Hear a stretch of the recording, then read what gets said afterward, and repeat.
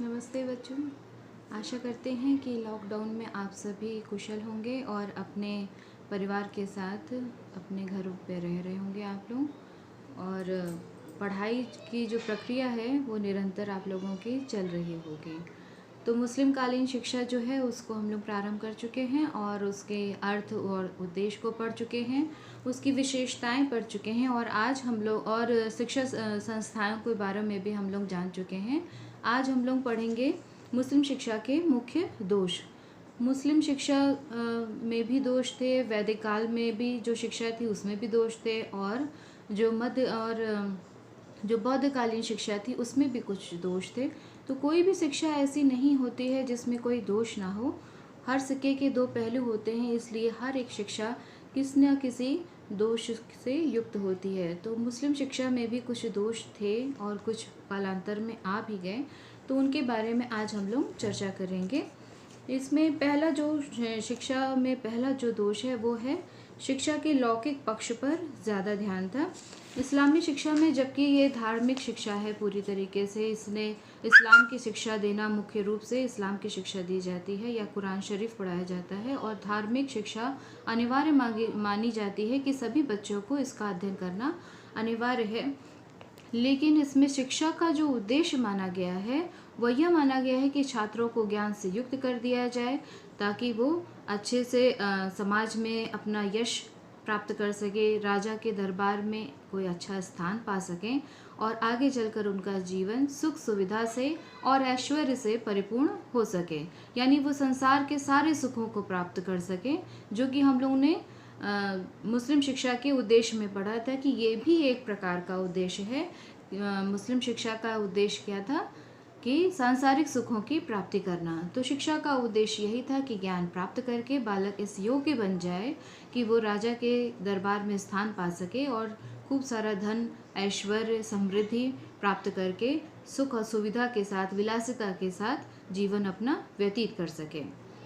और छात्र भी इस उद्देश्य को समझते थे कि उनको बहुत सारे सांसारिक सुखों को प्राप्त करना है, तो उसके लिए कठोर परिश्रम करते थे, ज्ञान प्राप्त करते थे और उसी को प्राप्त करने के लिए प्रतिपल मेहनत करते थे, जिससे कि उनका पारलौकिक जीवन विकसित नहीं हो पाता था या आध्यात्मिकता के ऊपर उतना ध्यान नहीं दिया जा रहा था। शिक्षा व्यवस्था में अस्थिरता थी। शिक्षा की जो व्यवस्था निरंतर चलती आ रही थी और शासक जैसे ही बदलते थे वैसे ही शिक्षा की व्यवस्था में भी बदलाव आ जाता है। ये तो आपने भी अभी भी देखा होगा कि अब भी जो शिक्षा व्यवस्था चलती है, जब सरकारें बदलती हैं तो शिक्षा में परिवर्तन आ ही जाता है। तो ऐसे ही जब ये मुगल काल में जब ये शासक बदलते थे तो कोई ज़रूरत से ज़्यादा धार्मिक कट्टरता लिए होता था तो उसका प्रभाव मदरसों और मकतबों पर पड़ता था या शिक्षा की व्यवस्था पर पड़ता था, और जब वो कोई ज़रूरत से ज़्यादा उदार होता था तो भी शिक्षा व्यवस्था के ऊपर उसका प्रभाव पड़ता था। अधिकांश समय जो मुस्लिम शासक थे वो संघर्षरत रहते थे, यानी कि कोई ना कोई युद्ध होता रहता था या संघर्ष होता था। अपने परिवार में ही युद्ध और संघर्ष की स्थिति उनके यहाँ बनती रहती थी कि इसके बाद दूसरे को शासक बनना है, तो किसी की मृत्यु हो रही है, किसी को दूसरे को धोखे से मार करके उसकी जगह राजा बन रहे हैं, तो कुछ न कुछ भीतरी घात चलते रहते थे और बाहर भी युद्ध से सामना होता रहता था। इसलिए भी जो मुस्लिम शासक हैं वो पूरी तरीके से शिक्षा के ऊपर उतना ध्यान नहीं दे पाए थे जितना कि आवश्यक था इसको बढ़ावा देने के लिए और इसकी उन्नति के लिए। उतार चढ़ाव इसमें लगातार बना रहता था। अतः शिक्षा नीति में अस्थिरता और अनिश्चितता मुस्लिम शासकों की शिक्षा नीति का ही परिणाम था। तीसरा है आध्यात्मिकता का अभाव। आध्यात्मिकता का अभाव भी मुस्लिम शिक्षा का एक दोष है, क्योंकि इसमें जो शिक्षा का उद्देश्य था वो इस्लाम धर्म का प्रचार और प्रसार करने के ऊपर ज़्यादा था। तो ज़्यादा से ज़्यादा लोग इस्लाम धर्म को अपना लें, इसके ऊपर ज़्यादा ध्यान दिया जाता था, बजाय कि आध्यात्मिकता के विकास पर बल दिया जाए। आध्यात्मिकता के विकास के ऊपर कम जोर दिया जा रहा था और इस्लाम धर्म के प्रचार और प्रसार पर, यानी ज़्यादा से ज़्यादा लोग इसको अपना लें, इस धर्म को अपना लें, इसके ऊपर ज़्यादा जोर दिया जाता था और बच्चों में धार्मिक कट्टरता की भावना को बढ़ावा दिया जा रहा था। चौथा है जनसाधारण की शिक्षा की उपेक्षा, क्योंकि जनसाधारण जो है उसकी भाषा अलग थी, और जो राजभाषा थी वो फ़ारसी थी। फ़ारसी राजभाषा होने के कारण भी जो जनसाधारण था वो शिक्षा से दूर रहा। और दूसरी बात थी कि धार्मिक कट्टरता के कारण भी केवल इस्लाम धर्म के मानने वाले लोगों को ही मकतब और मदरसों में प्रवेश मिलता था या वही पढ़ने के लिए जा सकते थे। जो हिंदू धर्म के अधिकांश लोग तो हिंदू ही थे उस समय, तो हिंदू धर्म के जो लोग थे उनको इन मकतब और मदरसों में प्रवेश नहीं मिल पाता था। मकतब और मदरसों की संख्या भी कम थी, उसमें केवल प्रभावशाली और धनी लोगों के बच्चे ही पढ़ने के लिए जाते थे और जो जनसाधारण था वो इस शिक्षा से दूर था। भाषा भी भिन्न थी और धार्मिक कट्टरता के कारण भी जो शिक्षा थी वो जनसाधारण तक नहीं पहुंच रही थी।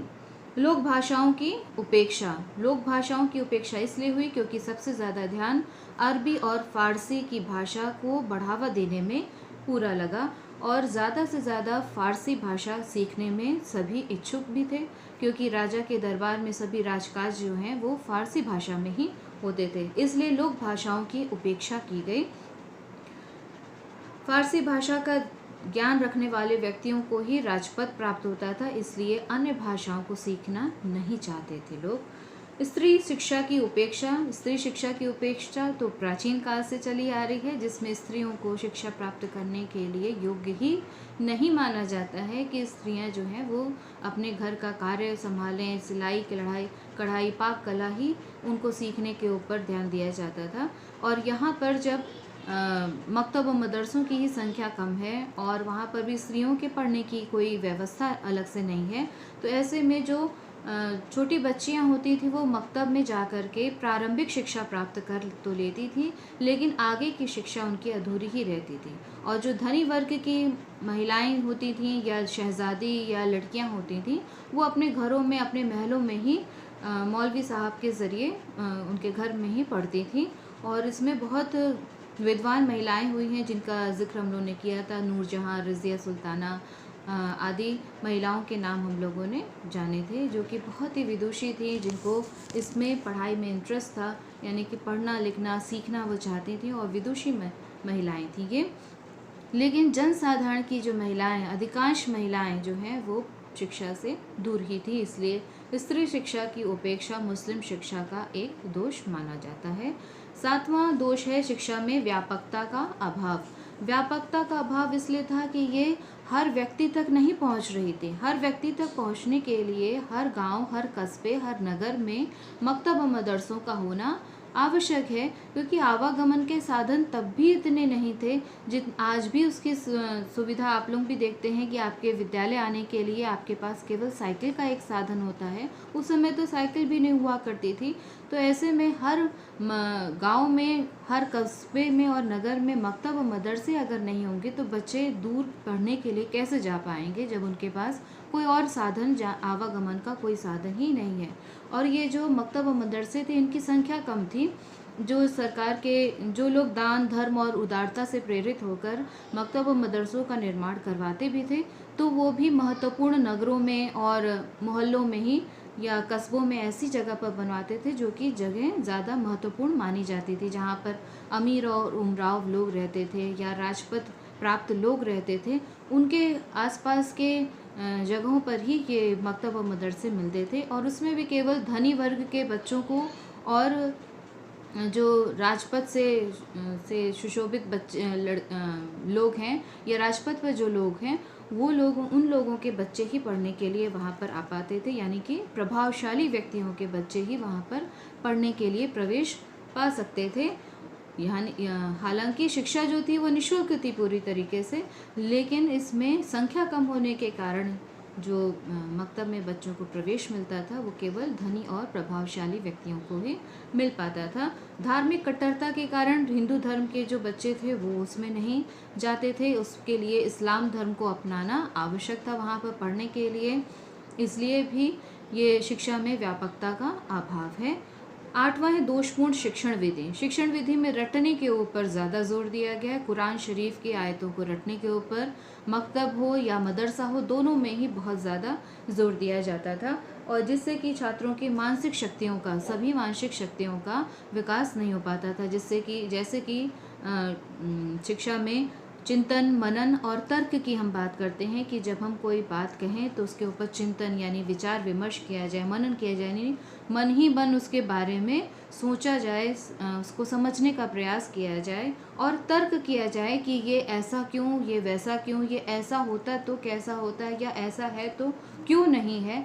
इस प्रकार के कोई भी प्रश्न की कोई भी गुंजाइश वहाँ पर नहीं थी। जो दिया गया है उसको एज इट इज़ यानी वैसे का वैसा ही रट लेना है या याद कर लेना है, जिससे कि मानसिक शक्तियों का विकास नहीं हो पाए, केवल स्मरण क्षमता का ही विकास हो पा रहा था, बाकी मानसिक शक्तियों का विकास नहीं हो पा रहा था। इसलिए ये दोषपूर्ण शिक्षा पद्धति है।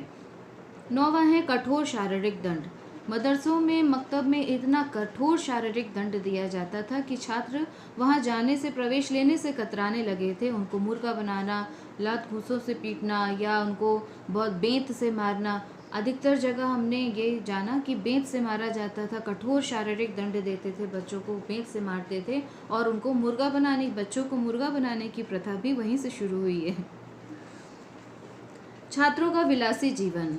विलासी जीवन तो आपने प्राचीन युग में देखा था, जब गुरुकुल थे वहाँ पर बिल्कुल ही साधारण जीवन, बिल्कुल ही सादा और सरल जीवन जीने के लिए, चाहे वो बौद्ध युग, बौद्ध काल हो, जिसमें कि मठ और विहार में बच्चे रहते थे गौतम बुद्ध के संरक्षण में, और जहाँ गुरुकुलों में रहते थे गुरु के सानिध्य में, वहाँ पर भी एकदम सादा और सरल जीवन, चाहे वो गुरु हो या शिष्य हो, दोनों ही सरल जीवन व्यतीत करते थे।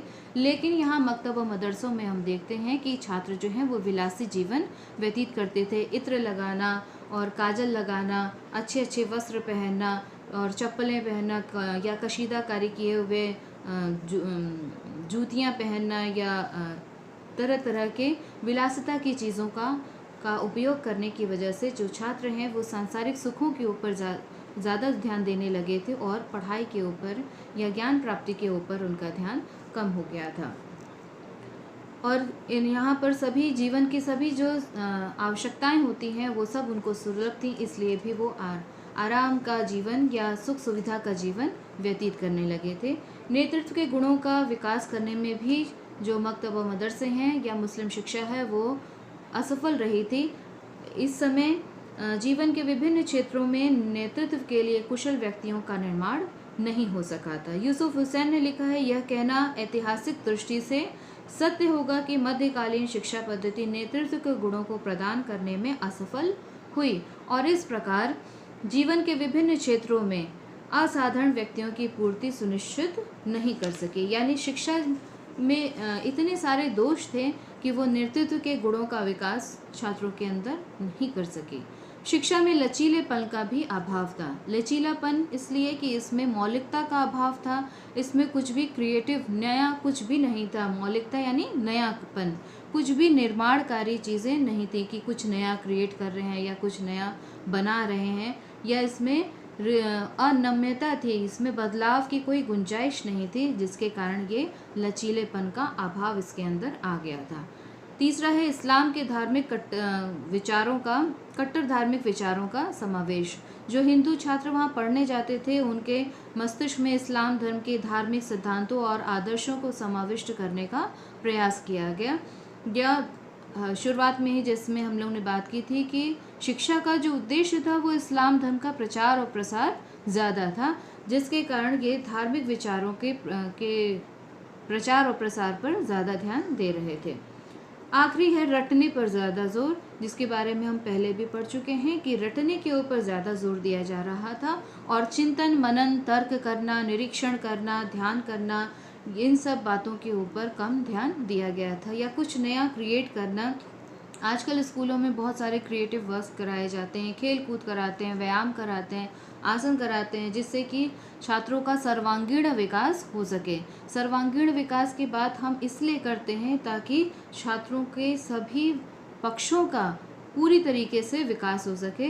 केवल मानसिक शक्तियों का ही विकास ना हो, बल्कि शारीरिक, सामाजिक, सांस्कृतिक, नैतिक, चारित्रिक, धार्मिक सभी प्रकार के जो पक्ष हैं विकास के, उन सभी का विकास होना आवश्यक है। तभी हम उसको एक पूर्ण नागरिक, एक पूर्ण मनुष्य बना सकेंगे और जीवन में वो आगे चल कर के वो एक अच्छा नागरिक बन सकेगा और अपने कर्तव्यों का निर्वाह कर सकेगा, एक मनुष्य के रूप में अच्छे कार्यों को कर सकेगा।